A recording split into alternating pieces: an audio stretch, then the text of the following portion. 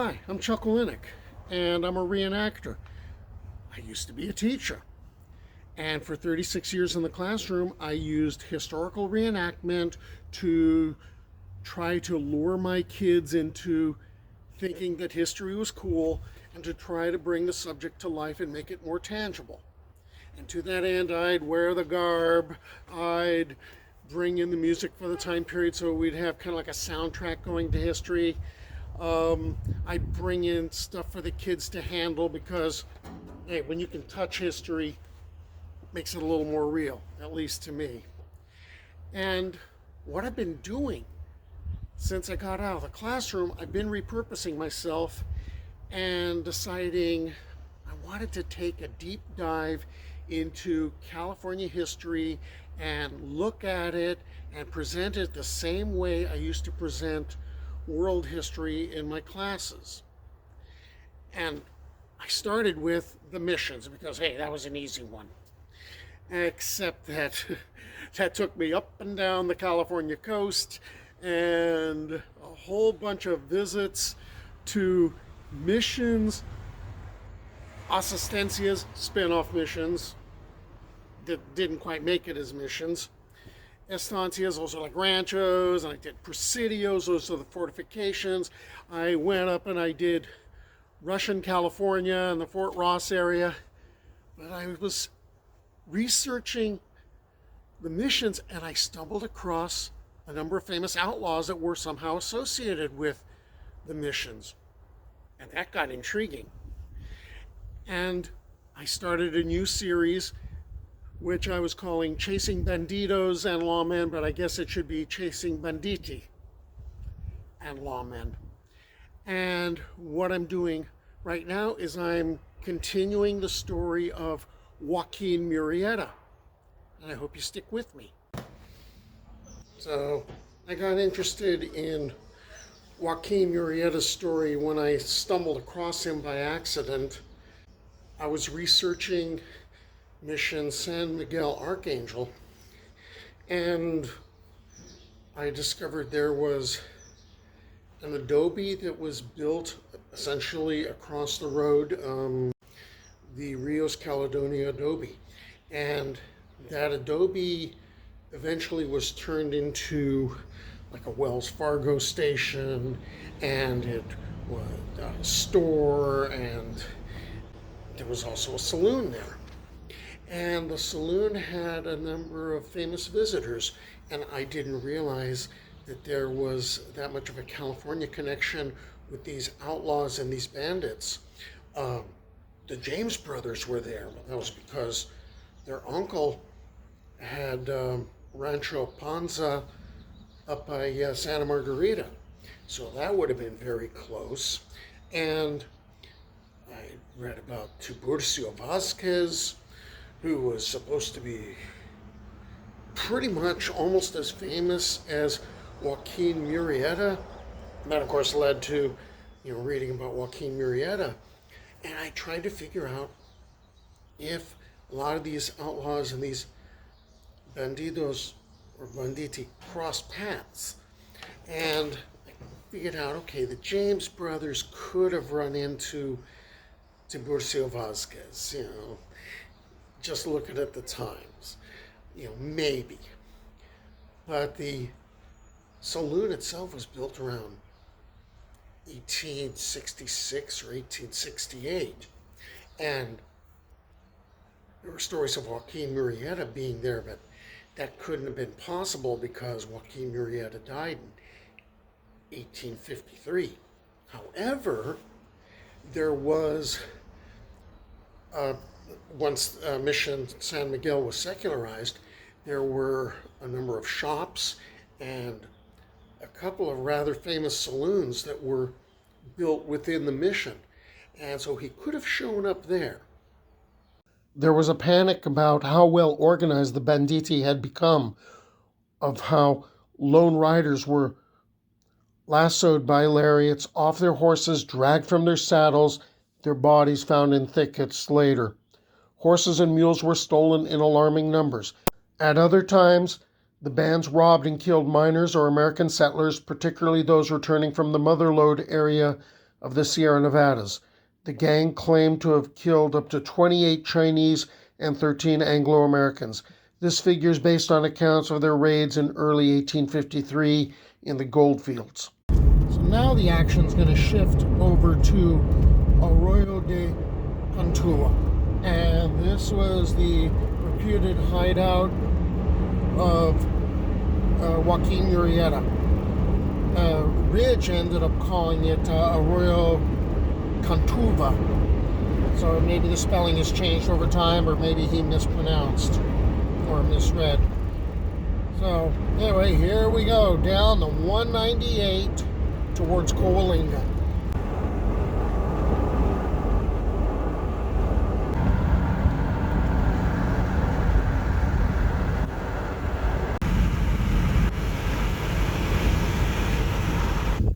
On the way back from selling the stolen horses in Mexico, Murieta found a new place to hide out. Ridge called it Arroyo Cantúa, and this is probably Arroyo Cantúa, right? And this is now the new hideout. This is the headquarters. In the time that the gang is here, they're going to grow to about 70 members. In the gang are, of course, Murieta's in-laws, Reyes and Claudio Feliz, and they're also going to be joined by Manuel Garcia. Sometimes he's called Bernardo Garcia. A lot of times he's known as Three-Finger Jack. And he's a particularly brutal character. As far as, Ridge is writing a dime novel. It's got to be exciting. And that means the heroes have to be especially good, and you always have to have some brutal characters around to kind of highlight the good points of the hero. In the time that they are here, they become known as the Five Joaquins gang. And there's actually some dispute about just how many Joaquins there were. We know for sure there was Joaquín Murrieta. We know for sure there was Joaquin Valenzuela, who was a relative. And there were like 3 other guys that were supposedly in named Joaquin. But again, there's an argument about this. Anyway, what Murieta does is he divides up the work amongst the gang. He splits them into several bands, and each one is headed by someone very close to him. So Joaquin Valenzuela heads one band. Claudio Feliz handles another band. Three-Finger Jack also has one. And these bands hit different parts of Central California to the point where there's all these crimes happening. That's where this expression starts to come of, if it happened, blame Joaquin. Joaquin Murrieta really had a problem keeping a low profile. As far as the way he dressed, once he got money, he wanted to show off that he and his men had money, and they tended to dress very fancy. Also, if he heard someone talking about him, he would take great delight in turning to that person and saying in a low voice, "I'm Joaquin," just to yank their chains. At one point, he was supposed to have been riding through Stockton, and he saw a wanted poster that said, we'll give you $5,000 if you can get us Joaquin. And he was supposed to have written on it, "I will give you 10 Joaquin." It was in fleeing Mokelumne Hill where Murieta again decided not to keep a low profile, and he was recognized and had to flee, that he first attracted the attention of Captain Harry S. Love, a former Texas Ranger who would later end up forming the California Rangers. And Love pursued Murieta and his group and lost them in Tohon country, where they were captured by the Tohon tribe and stripped, beaten, robbed, and set loose towards Los Angeles. Fleeing south, they made it to the Pueblo of Los Angeles and eventually nearby the Mission San Gabriel Archangel. And there was a house they knew that was sort of out of the way, and it was a convenient meeting place, and they'd used it in the past. And there they got clothed again, rearmed themselves, and eventually what's going to end up happening is Joaquin is going to connect with Solomon Pico. Solomon Pico was a real notorious bandido at the time. He also was kind of like the black sheep of the Pico family, which, the Pico family had produced Pio Pico, the last Mexican governor, Andres Pico, who was the general of the Mexican forces in California during the Mexican War. The Picos were basically California royalty. Solomon, not so much.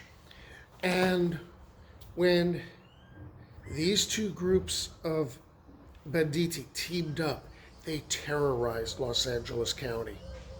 They made a shambles of it. And to give you an idea where they ended up going, at one point they were attempting the assassination of a judge, Benjamin Ignatius Hayes. Oops, they ended up trying to kill the wrong judge, Judge Ballard. That didn't go so good. At Mission San Gabriel, the pair murdered Major General Joshua H. Bean. If the Bean name sounds familiar, it's because this was an older brother of the real famous Judge Roy Bean. Well, the Vigilance Committee kind of went a little nuts, and they tried to capture the outlaws, the killers. And they managed to capture 4 of them, including one Reyes Feliz, who was one of the brothers-in-law of Joaquín Murrieta. And Reyes decided to just spill his guts about everything he could possibly know. And what ended up happening is the Vigilance Committee executed him. They lynched him. All right, let's not call it an execution. It was a lynching. And they lynched at least 2 others. Murieta and Pico, they managed to get away. They went their separate ways. In May of 1853, California Governor John Bigler authorized Harry S. Love to organize the California Rangers. And he was given permission to raise this company because this was to track down Joaquín Murrieta and the 5 Joaquins gang and their reign of terror and crime and all that stuff. And Love ended up hiring 20 Mexican war veterans. And over the next 2 months, the California Rangers really cleaned up California. Well, they dealt with a lot of minor criminals, but then they ended up killing Claudio Feliz, who was one of the in-laws and one of the band leaders within the 5 Joaquins gang. They also captured another in-law who basically pleaded for his life and asked to be let go as long as he pointed out where the 5 Joaquins gang was hiding. And in time, as in July of 1853, the California Rangers, led by Harry Love, found the 5 Joaquins gang. And in the ensuing fight, Joaquín Murrieta was killed. Three-Fingered Jack was killed. And it's over. So now the Rangers kind of need proof of what they did. So what ended up happening is Joaquin had his head cut off, and it was placed in a jar filled with alcohol, and that was to preserve it. And Three-Fingered Jack's head was cut off. And then there was an afterthought, because the Rangers are looking at the head, and the head has a bullet hole in it. That's not so good. Okay, they threw that aside. And they decided, okay, we need something that's distinguishable. So they cut off his deformed hand and put that in a jar. And brought back their proof, and afterwards the Rangers were disbanded. However, Harry Love took the jars on tour, and people were paying big money to stare at these two grisly jars. Okay, that covers Joaquín Murrieta as far as what I've been able to make out of all the different sources and try to present some sort of coherent story, yet allowing for the different sources to also be heard. Now, we're going to follow in the next episode his one-time partner, Solomon Pico. And I hope you stick with me on my journey.